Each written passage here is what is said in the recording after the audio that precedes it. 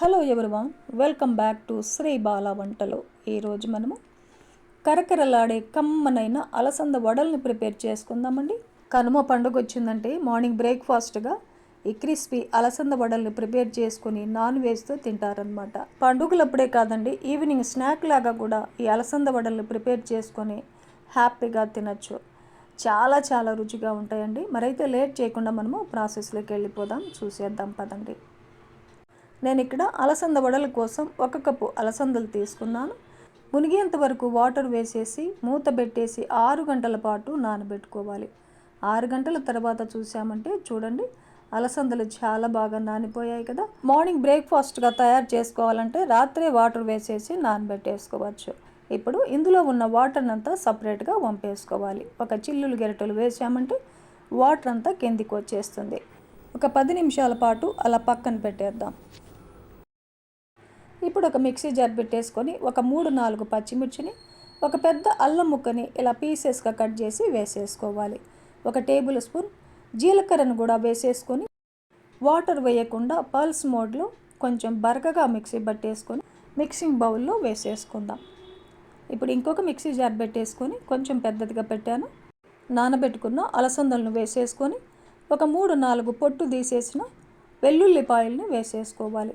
వెల్లుల్లిపాయలని మీరు కావాలంటే పచ్చిమిర్చితో పాటు కూడా వేసేసుకొని మిక్సీ పట్టేసుకోవచ్చు. ఒక 1/2 టేబుల్ స్పూన్ పసుపును వేసేసుకుందాం. టేస్ట్కి సరిపడా సాల్ట్ వేసేసుకొని మూత పెట్టేసి పర్ల్స్ మోడ్లో కొంచెం ఇలా బరకగా మిక్సీ పట్టేసుకోవాలి. ఇలా బరకగా మిక్సీ పట్టేసుకున్నామంటే అలసంద వడలు కరకరలాడుతూ క్రిస్పీగా చాలా చాలా బాగా వస్తాయండి. అలసంద వడలకి అలసందల్ని ఎప్పుడు కూడా మెత్తగా మిక్సీ పట్టుకోకూడదు. మిక్సీ పట్టుకున్న అలసంద పప్పునంతా పచ్చిమిర్చి పేస్టులో వేసేసుకొని ఒక పెద్ద ఉల్లిపాయని చిన్న చిన్న పీసెస్గా కట్ చేసి వేసేసుకోవాలి. ఒక 2-3 టేబుల్ స్పూన్లమైన కొత్తిమీరను కూడా చిన్న చిన్న పీసెస్గా కట్ చేసి వేసేసుకొని ఒక 2 టేబుల్ స్పూన్లమైన కరివేపాకును కూడా చిన్న చిన్న పీసెస్గా కట్ చేసి వేసేసుకొని చిటికెడంతా కుకింగ్ సోడా కూడా వేసేసుకొని ఈ మొత్తాన్ని బాగా కలిపేసుకోవాలి. గ్రైండర్లో అలసందల్ని రుబ్బుకున్నామంటే కుకింగ్ సోడా వేయాల్సిన అవసరమే ఉండదండి. మిక్సీలో రుబ్బుకున్నామంటే కొద్దిగా కుకింగ్ సోడా వేసుకోవాలి. చూడండి, పిండిలో ఇవన్నీ కలిసేలాగా కలిపేసుకోవాలి. ఒకసారి టేస్ట్ చేయండి, సాల్ట్ ఏమైనా తగ్గినట్లు అనిపిస్తే సాల్ట్ని యాడ్ చేసుకోవచ్చు.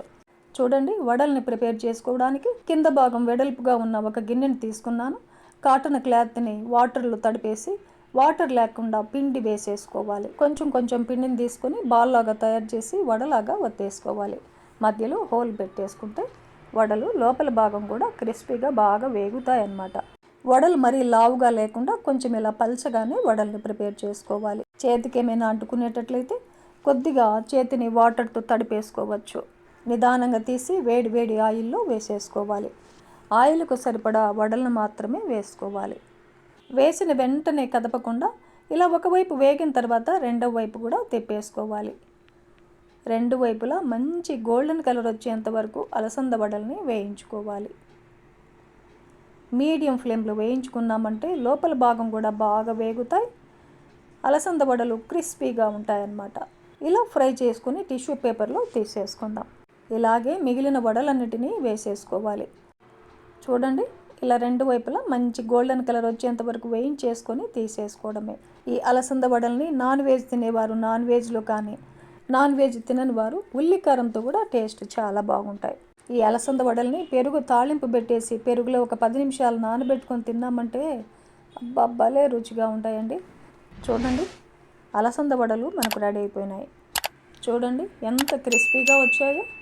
మరెందుకండి ఆలస్యం, కనుమ పండుగ రోజు ఈ కమ్మనైన అలసంద వడలను ప్రిపేర్ చేసి నాన్ వెజ్తో కానీ ఉల్లి కారంతో కానీ పెరుగులో నానబెట్టుకొని కూడా ఈ టేస్టీ వడల్ని ఎంజాయ్ చేయవచ్చు. ఈ వీడియో నచ్చితే లైక్ చేయండి, షేర్ చేయండి, సబ్స్క్రైబ్ చేయండి. థ్యాంక్ యూ అండి.